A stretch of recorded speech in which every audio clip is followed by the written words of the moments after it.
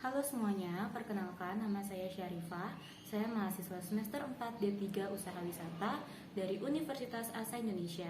Melalui video ini, saya ingin memaparkan hasil identifikasi saya mengenai ekowisata berbasis masyarakat, dan yang saya ambil adalah Desa Wisata Arborek yang berada di Raja Ampat, Papua Barat. Desa wisata Arborek ini merupakan desa wisata di Papua Barat yang sangat indah. Desa Arborek ini bahkan pernah masuk ke dalam nominasi 50 besar Ajang Desa Wisata Indonesia di tahun 2021. Kata Arborek sendiri berasal dari bahasa Biak yang berarti duri.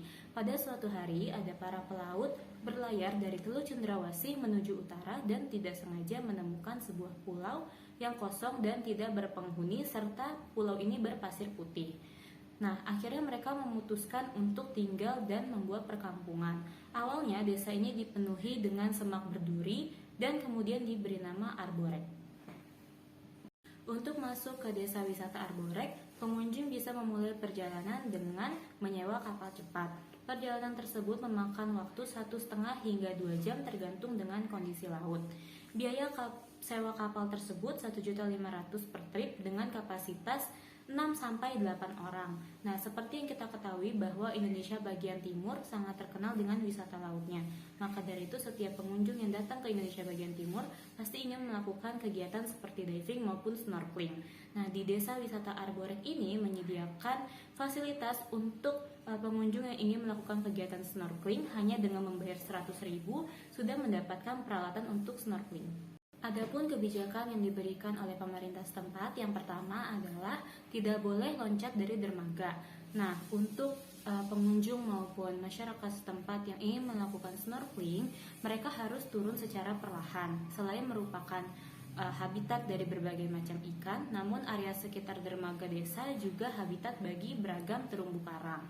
Nah, selama pandemi COVID-19, deretan terumbu karang ini dalam keadaan sehat, maka dari itu harus dijaga. Yang kedua, dilarang memancing di tempat tertentu.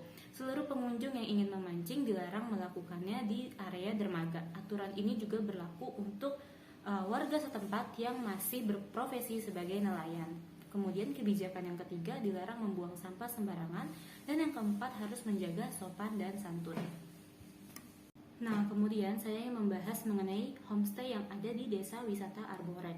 Nah, di sini saya mengutip dari sebuah artikel yang menyatakan bahwa pada tahun 2013 terdapat lembaga 73 yang mengunjungi Raja Ampat.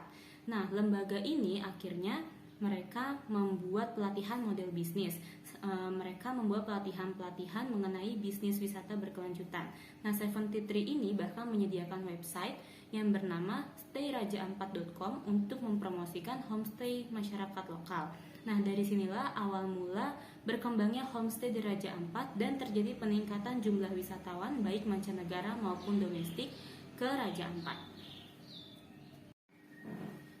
Nah, di Desa Wisata Arborek sendiri terdapat 6 homestay. Yang pertama ada Mantah Homestay, Mawar Homestay, Arborek Homestay, Mambarayub Homestay, Indip Homestay, dan Lalosi Homestay. Nah, gambar yang saya taruh di video ini, yang atas adalah gambar dari Arborek Homestay dan yang bawah adalah gambar dari Lalosi Homestay. Nah, kemudian desa wisata Arborek ini berbeda dengan desa wisata lainnya. Kenapa? Karena di desa wisata lainnya biasanya seorang suami yang menjadi nelayan, istrinya membantu pekerjaan suami tersebut.